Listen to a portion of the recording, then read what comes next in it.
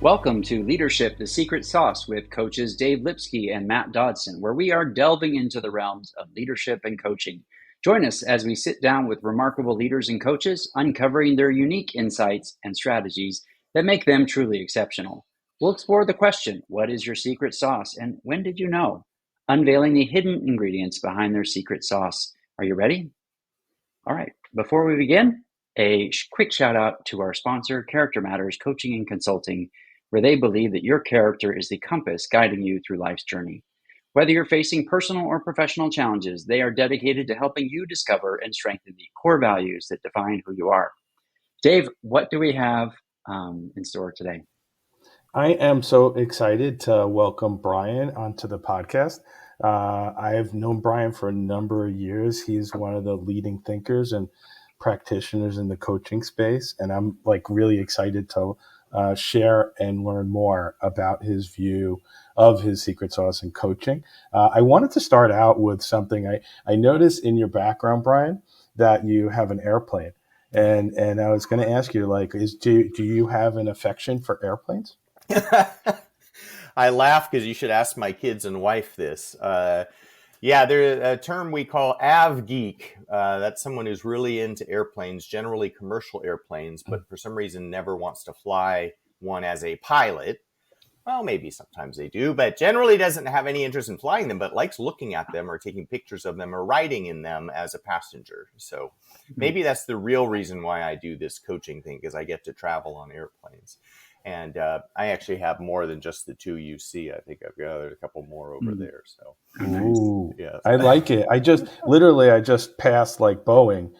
Traveling in Seattle this morning, and I passed the Boeing facility. I always forget how they have a huge mural outside. So when you're sitting on an airplane and you're traveling, and somebody next to you says, "Oh, Brian, what do you do?" How do you answer it? I have a funny joke about this. My dream about our field of coaching is one day someone will say, "What do you do?" And I'll say, "I'm an executive coach." And they'll go, "Oh, wow. Okay." And then I don't have to explain it any further.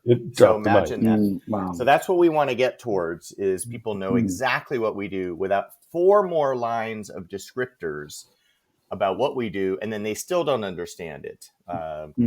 But yeah, I usually have to start general and say, "Oh, I'm in HR consulting," because it's sort of something people could understand. And then if I could see if they're kind of tracking with me, I might go into leadership development. And if they seem to still be nodding their head, then I'll get into executive coaching and running an executive coaching firm. And depending on their background in corporate world, for the most part, they'll either understand that or then I need to give the extra sentences to go along with it. I like the HR consulting. I've started to say, the H in HR, that's me. Oh, there you go. Yes. So I was trying to figure out what H stood for when you said that. I was like, wait, there is an H. There's still an H in HR, Matt. It's listed when you go to the listing department. You know that Rolodex, Matt, when you try to find the department. Right. So we Brian, we like to start off with just an energy check-in, on a scale from 1 to 10. What is your energy level, and is it coffee assisted?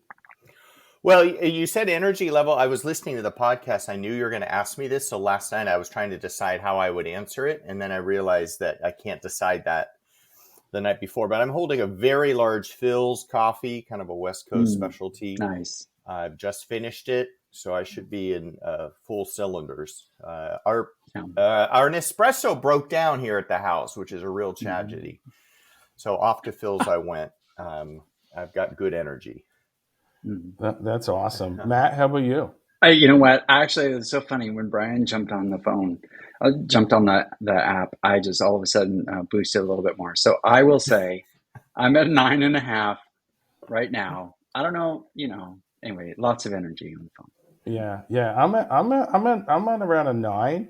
I'm still on East Coast time, but I'm on the West Coast. So I all the energy is right here. And then if you saw me about 5 hours, it all goes south. But very excited, Brian, to have you on the podcast. And I'll kick off with the first question. What is your secret sauce? Yeah, you guys don't really do any warm up or appetizers. We just get right to it, don't we? Just what is We, it right from the beginning? yeah, It's very, very simple podcast. We're just like all about, we could. You know what? We should start saying, "Would you like fries with that?" We could do Yes. yeah. like, or maybe a side salad. Some hors d'oeuvres or something to get me warmed up to the question. But thankfully, I had time to think about this. It wasn't hard for me, but I really believe it is being who you are, or being who you were made to be, like living that out.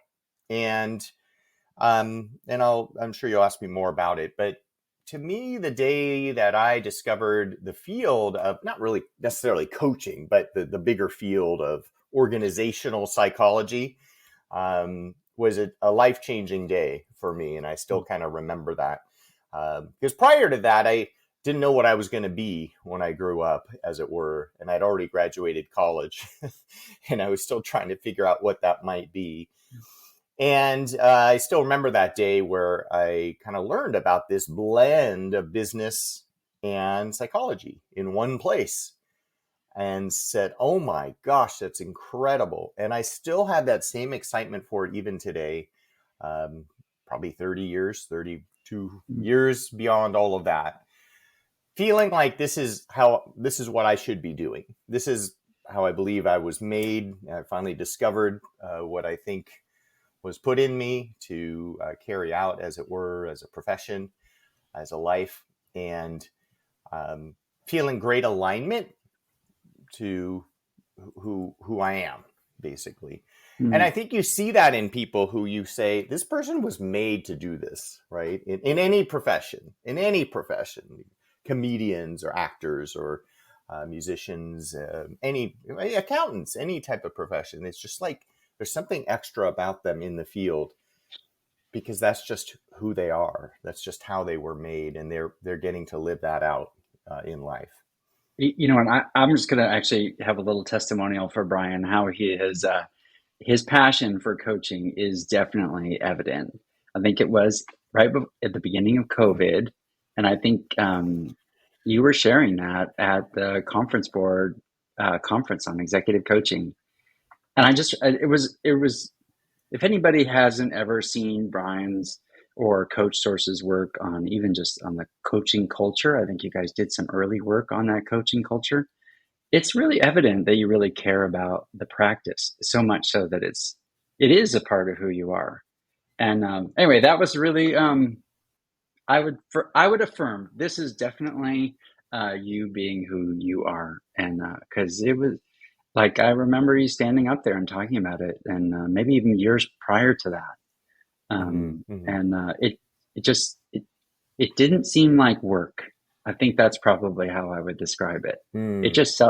It just seemed like, yep, this is who I am. And you referenced, well, there's a whole bunch more. I don't know. Well, I'm sure we'll get into it.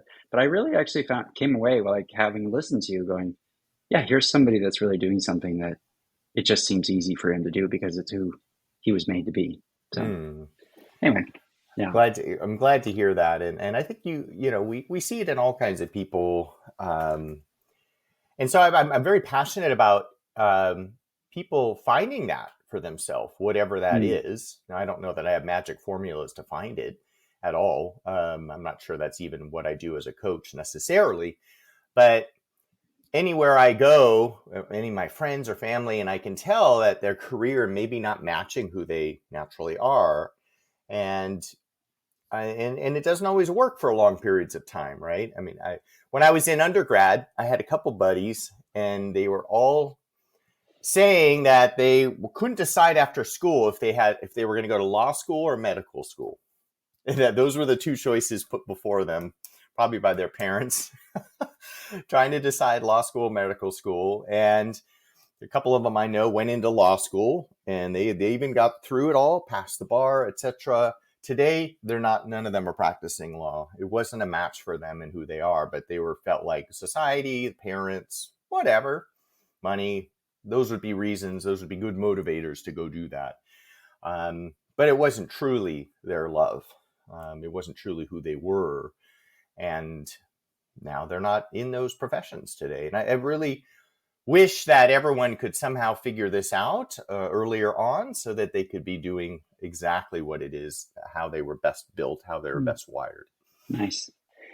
Brian, maybe you could describe like the first time that you coached somebody and you're like, yep, this is right. What was, when was that? What did that feel like? Well, it's funny. So I was in graduate school in Los Angeles for organizational psychology. I got an internship with the well-known Marshall Goldsmith. That's where I started working. He wasn't actually that well-known yet, actually. He had just started writing his books and kind of started his climb to fame. But at his firm, we were doing thousands of 360 debrief coaching sessions. So that's how I started in coaching, is they would give me someone's 360 report, and with no training, I had to figure it out. And then get on the phone or in person with that person to debrief them with it, and all that went into it. Now, some would say that's not really coaching, whatnot, but that's what we called coaching then. There wasn't much more of coaching in the 90s than things like that. And I will say the first few times I was petrified because we didn't have a whole lot of training. We were kind of making it up as we went along. And honestly, I was a kid, probably 27, 26, talking to some executive, trying to act like I knew what I was talking about as we talked through their 360 report.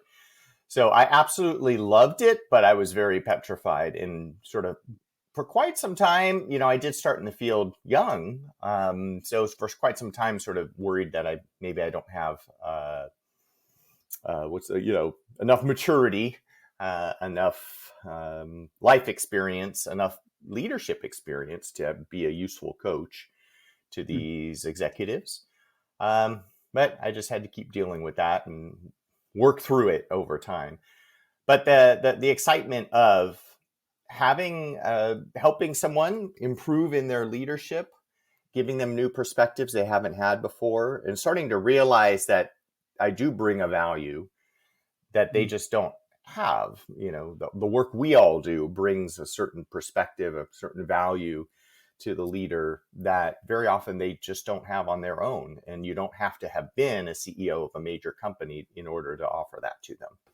So in addition to the a little bit of the gray hair, not much, what was it like for you to, transition, surrender, accept, like, I can coach executives? Yeah. It took a while, I think. There's probably some fake it till you make it, if I'm being totally honest, taking place.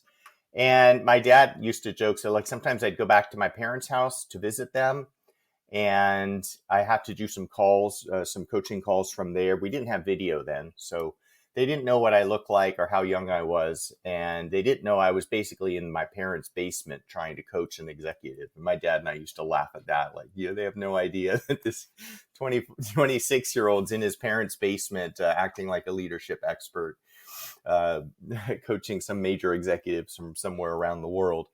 But honestly, I think as you get more and more skilled at all parts of the coaching, which include knowing how to interpret the 360 report, seeing enough of these reports that you start to see certain trends and gain insights that you can help your leader with, seeing enough of the oddities that happen in 360 reports to know how to help someone contend with that, such as someone who gives you ones throughout the report. There's the one person that does not like you and gives you ones everywhere. I got much better at doing all of that, and then getting more and more experience with more and more executives, and I could bring some of that to what I was doing. So I don't know when I started to feel more confident about it, but we were doing tens of thousands of these per year. I'm not sure how many I used to do. It could have been hundreds, often 5 per day. So I was getting a lot of experience coaching. Now, having said that, there was a time when Marshall said, hey, we've got this new assignment. You're going to work with someone for 1 year. We're going to do this coaching thing. And it's not going to be one session. It's going to be 1 year now that we're going to each work with these leaders. None of us had any idea what you're supposed to do with someone for 1 year. I mean, literally, we would also, all of us consultants would start talking to each other, like, what are we going to do? I mean, there wasn't much of an ICF that any of us had ever heard of. They were more life coaching anyways. Wasn't maybe Coach U was one of the few outfits out there doing some training of coaches. So we were literally starting to just figure this out. We were so used to doing one session, 360 feedback, maybe a follow-up session. So now I'm going to be helping this executive. I know how to do the front end part, but not sure I know what to do with them thereafter. So a lot of that was being figured out. And honestly, it took me a while to get my feet under me when it came to longer form coaching over time. Yeah, after month one, what do you do for 11 months? Didn't know. I had to. Sorry. Yeah, I mean, literally, we had to start say, well, okay, we have an action plan, so I guess I can ask her about the action plan every time I come back. And then we started coming up with more, obviously learning more coaching techniques and asking right questions and giving observations, and started to follow them around. We would do a lot of shadowing, which I still love to do. And Marshall's process, as many would know, is very stakeholder centered. So then we actually spend a fair amount of time with the stakeholders around the leader and encourage the leader to do the same. Actually, that's even more important. So you start to kind of fill in the gaps a little bit. I'll be honest that it wasn't until much later that a lot of us executive coaches went to finally get ICF certified. There's a whole story behind that. So in so doing, I learned so much more about how to be a great coach, to get my own PCC, things that we hadn't done from our earlier days, our earlier days kind of doing Marshall's process solely. It's like a history lesson. We've got a history lesson. And for those of you who haven't heard it, Brian is actually the living history. And that's actually really, how would you see sort of your secret sauce in coaching today? Like, okay, you're the CEO and the founder of CoachSource, but do people say, well, Brian, I want you to coach me? And if you say yes, how would they see it? So because I'm the CEO of a large coaching firm, it's not, every so often someone will think, oh, Brian should be my coach because he's the head of the firm, so he must be their best coach, right? And that's not at all true. Coaches, we were constantly looking for coaches that are just really seasoned, been around a long time, been business leaders, and coach many more hours per week than I do. Have a lot more kind of regular hours going. And so even though I am a student of the field and I still coach, it's not, I would not at all say necessarily that I would be a way better coach or even remotely a better coach than a lot of the coaches that work in our community. So I try and dissuade anyone from thinking, oh, you should work with Brian because of that. And instead focus on, well, in our company, we know different specialties that our different coaches have. And so we're trying to figure out what this leader is looking for, and then which specialties of coaches are the ones that this leader should be considering. And it could be anything from, of course, leadership competencies they're trying to work on. And someone wants to get better at executive presence. So we have coaches that do that specifically and are quite good at it. We have coaches that can coach in different languages because they need a certain language or with certain functional areas, whatnot. So now we try and get more towards when is it appropriate. I live in Silicon Valley. I've worked with a ton of tech leaders here, and that's usually a great place for me. And honestly, I actually don't have to work at all with the C-suite. I actually like emerging leaders. I think it's a lot of fun. It can be a lot of fun to work with emerging leaders or director, or we don't do a lot below director, but sometimes, it can be a lot of fun to work with those types of leaders. Doesn't have to be CEO for me by any means. Having said that, I spent a lot of time running the business. So in our own database, I often put myself as unavailable so my own managers can't nominate me. Yeah. You know what? The one thing that comes to mind with emerging leaders is almost like the ground is not dry yet. And so you Right. have that ability to like have an impression or be able to speak into their life where they're like, you know what? I needed to hear that. I totally forgot that. Yeah, Versus sometimes more seasoned leader, well, hey, look, this is the way I do things. And correct. maybe you as my coach, you're gonna have a new take, and you're like, no, maybe not, but these newer leaders are like, just I'm so hungry. I think that's it. It's the hunger that is really actually the most inspiring with emerging leaders. Of course. Yeah. And Yeah. you sort of feel a little smarter as a coach, don't you? I'm not sure that's our goal, but No, it's not. It's there's a little bit of like teaching smart people to learn, right? So yeah. when Yeah. you're working with somebody that actually at some point when they recognize, oh, I have something new to learn about myself, and I think with emerging leaders, it's more available than it Yeah. is. Right. Yeah. What would you Yeah. when you're let's say you call CoachSource, Brian, and you say, hey, I'm looking for a coach. What is it? What is it that you ask? Like, what is it that you seek in a coach for yourself?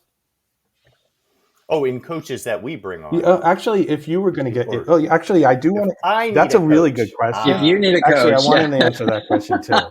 That's Yeah. really good. Yeah, but definitely the first question to start. Can you do both, please? If I need a coach. So, it's fascinating. So for me as Brian, so my last coach I just worked with is a well-known name, not in our network, and has no interest in joining our network, and doesn't need to, and doesn't want to, and is not trying to impress me. And that was and should always be fantastic for me because yes, we have a network. And I've been coached by our own coaches many a time, and I love it. And it's, someone might have a new assessment, and so they want to show it to me and they coach me through it. That's fantastic. But I always worry a little bit that they're, to some extent, saying, hey, I've got to make sure I do good at this coaching thing because Brian runs this firm and I want, this might help me get more engagements or whatever. I don't want that to be in the dynamic at all. So whenever I'm working with a coach, I would rather get someone who is not remotely in our network. And again, not trying to sell, has no interest. In fact, the coach I was working with gave up on me and said he's going to retire from coaching and focus only on supervision.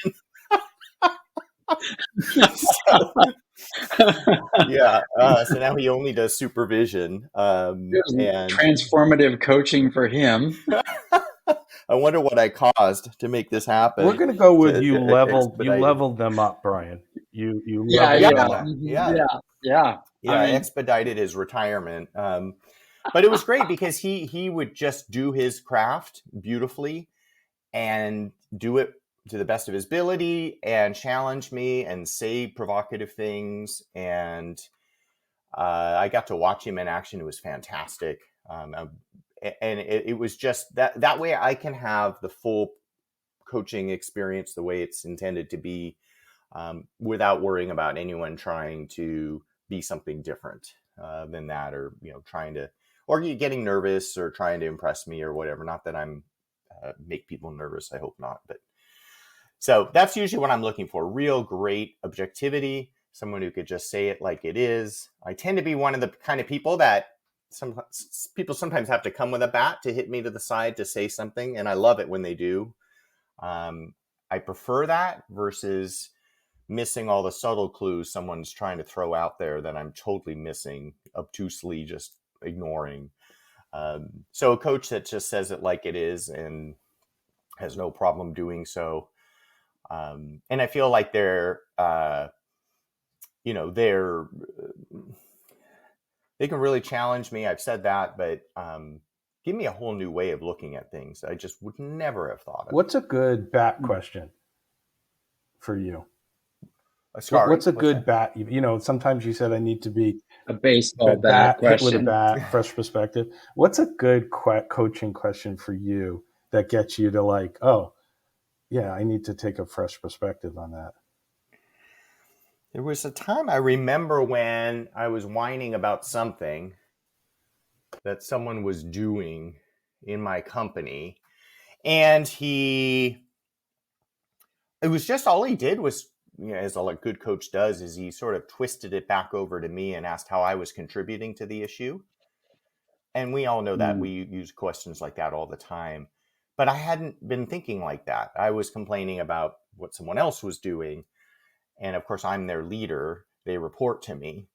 And that's all he did was twist it back to me instead of, yeah, right. Instead of let's lament about this other person's shortcomings, he twisted it straight back to me and asked about kind of my contribution to this whole thing. And I was like, what are you talking about?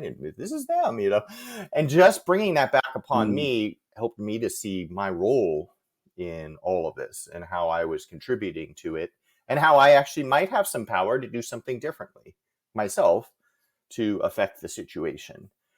And there's times like that. We all know it as coaches, but once you're on the receiving end, you're like, boom, whoa, I hadn't even thought about that. Oh, gosh, I guess you're right, huh? Yeah, let me think about that. Yeah. Yeah. Wow.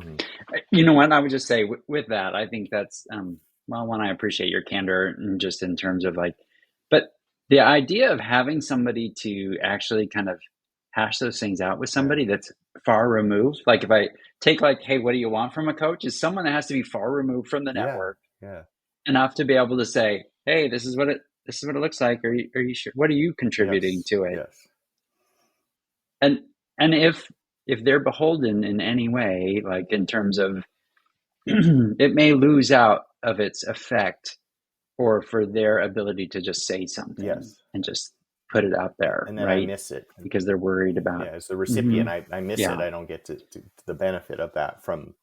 So I think, again, as coaches, we have great responsibility to maintain that objectivity and to do what's best service of the client, and then also be watching ourselves like,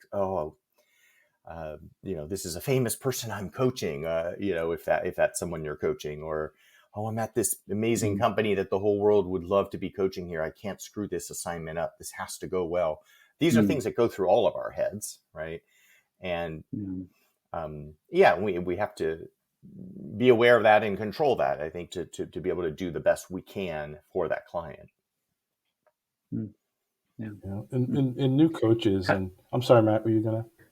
No, go for it, please. As you develop new coaches, or people ask you for coaching advice, and it's the seeking approval, right? Like, I'm a good coach, right? Like, was I smart enough? Did I have enough gray hair? Was I, like that process of seeking approval as a coach? How do you, what advice do you give to coaches that are developing to let that go? Yeah, that's a great point. To one extent, I wonder if some of us are more wired for that than others. Like, I probably am wired to what do people think of me, And they even say introverts and introverts are less care maybe a bit less about what everyone thinks of them, perhaps. And I'm in a very big extrovert, so I sometimes seem to care.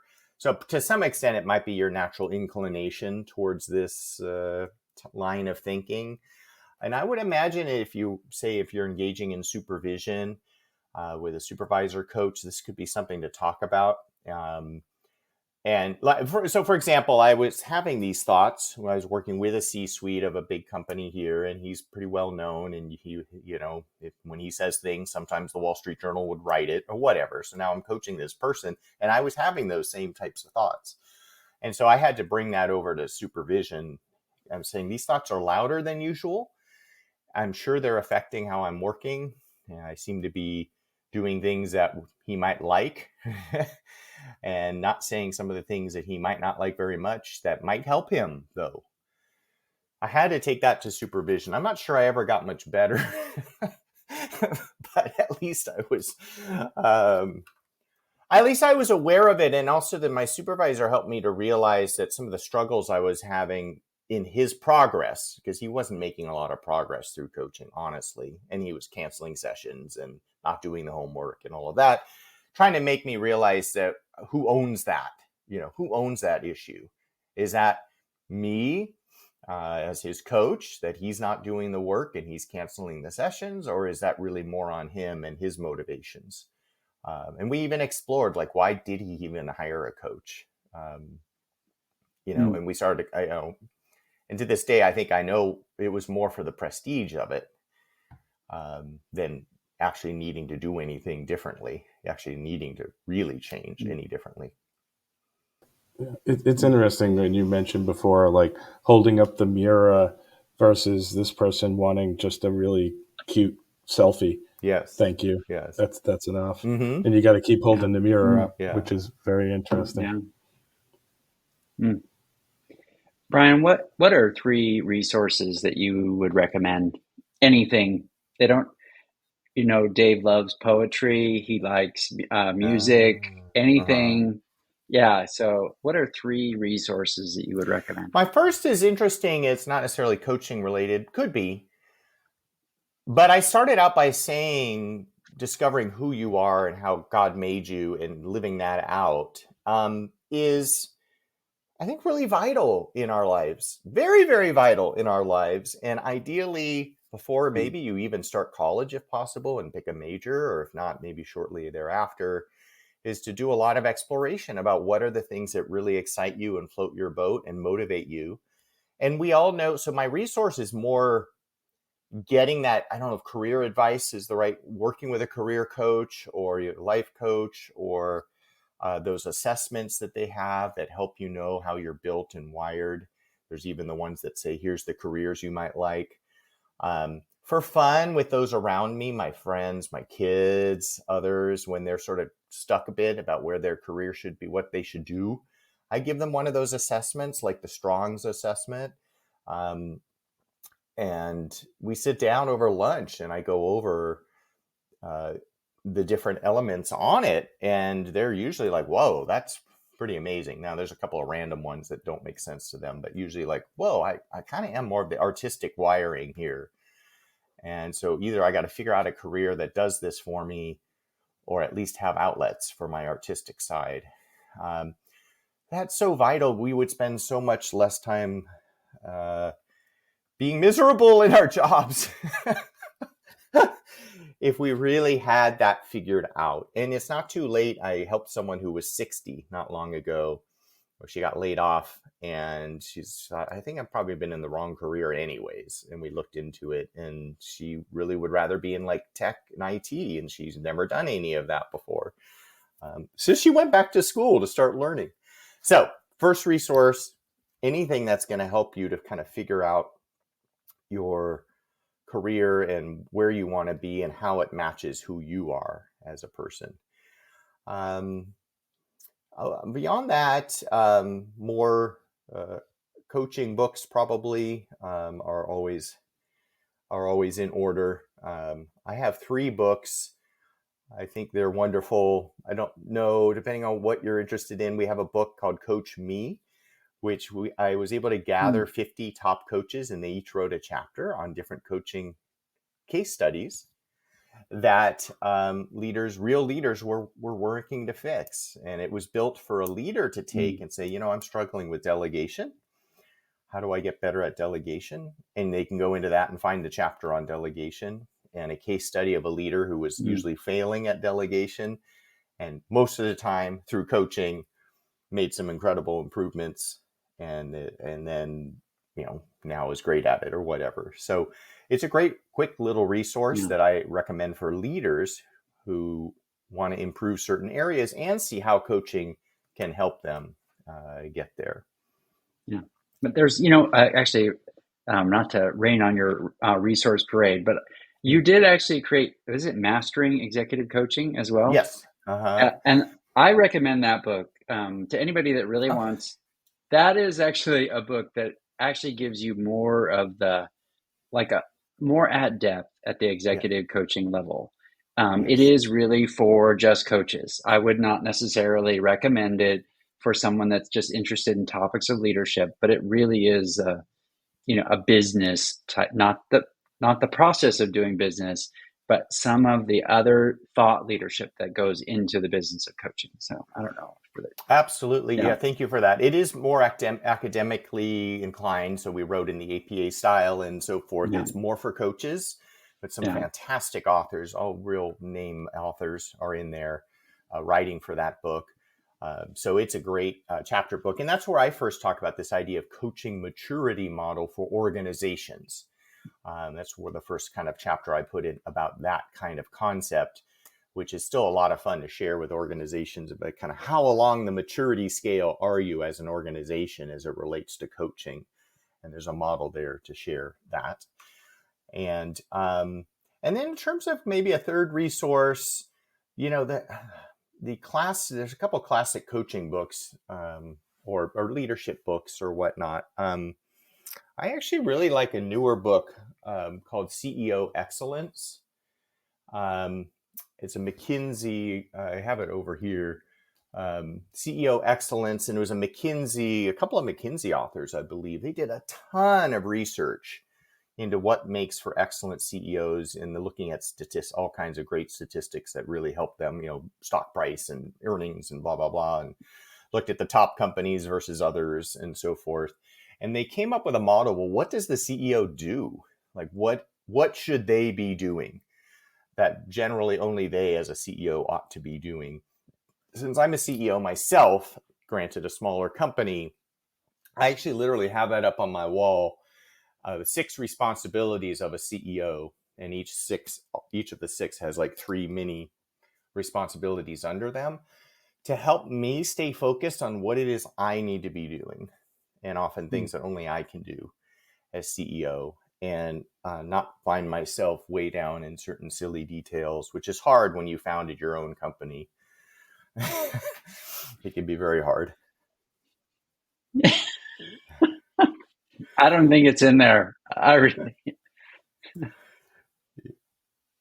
yeah, no, I maybe. do enjoy a few podcasts. Actually, the HBR podcast is where I heard about this book. They interviewed those authors Nice. on the HBR podcast, and that's how I heard about it, and then devoured it. Very cool.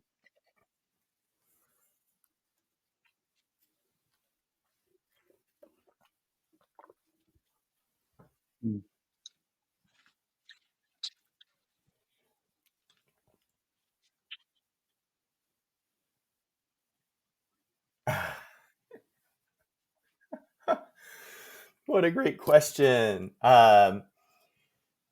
It's so funny. I love the 3 to 4 hour flights. So for me, that's San Jose to Houston or Austin or something. It's just enough to really get into doing things, not too long that you start to become miserable, right? And you could put up with it, certainly in economy.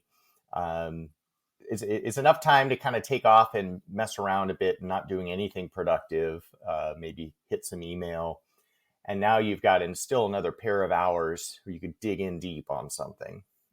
View isn't necessarily the greatest as I think about it. If you're at the window from this particular type of flight, it's sort of flat. You don't really see the Rockies because you're going south of them. But nonetheless, the time length, it just feels like a great length of time to really get a few important things done after doing some messing around time. Doesn't give you 2 movies though. You're probably only going to get 1.5 if you're an only movie guy. Yeah. Yeah. Hey, Brian, how would someone get a hold of you? Like, if they're really curious, anything more, what's the best way to get a hold of you or the company? Get a Sure. hold Yeah. of And I'm on CoachSource. LinkedIn. I'm really active on LinkedIn and welcome friend requests. Brian Underhill. I don't remember my actual handle, but Brian Underhill of CoachSource should be able to find. There's a few Brian Underhills in the world. One is my uncle. You can friend him if you'd like, but he's not a Not going to help coach. you with coaching. Yeah. So, and CoachSource is coachsource.com. And executive coaching is all things executive coaching is our specialty. And we do post articles, blog posts. We have the books there.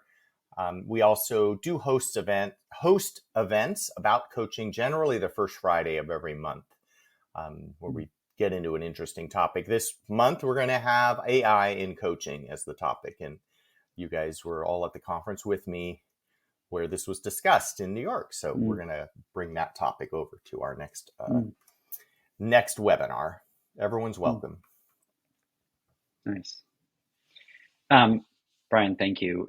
Dave, and now we have kind of a moment to just kind of reflect, Brian, on what you shared with us. Dave, you want to share your reflections first? Thank you so much, Matt. Brian, I just really appreciate your always on authenticity. And I want to thank you for your contributions to not just this podcast today, but also your contributions to the professionalism and the body of knowledge of coaching, including the work you did on culture, the coaching readiness, as well as how coaches get referred and how they get paid. It's something that I have learned from as well as my students. So I just wanted to thank you for that. Thank you, gentlemen. It's been an honor to be here. We appreciate it. And God bless everybody. Yeah, I do actually have also one other thing, and it kind of adds on to what Dave was talking about. If you ever listen to Brian talk, and it happened today, you get to know him. I think that first time I ever heard you, you mentioned your wife and what an impact she was on your career and just your leadership. And I was just as someone, I think at the time that I was a new coach, or a new sort of, because I had done a lot of learning and development, but never on the coaching side, and I thought, hey, there's an example of somebody that actually brings in like who he is, like the whole person, and describes it. I don't remember, there may be 150 people, and you kind of are describing your wife, family, the whole bit, and how it had affected you and how it changes how you show up as a coach and as a leader. And so anyway, that is actually what I find like a really attractive quality too. So thank you for doing that and for allowing us to kind of get to know you beyond, founder and CEO, and even doing that as well. So we really appreciate it. It's a real honor. My wife still can't describe what I do for a living in one sentence, though. Yes. Mm-hmm. Yeah. Exactly. I'm sure after my wife listens to this podcast, we will have a whole discussion about that. So, hey, it's nice she even listens to your podcast. Totally. Yes. Brian, I really wanted to thank you so much for being a part of our podcast.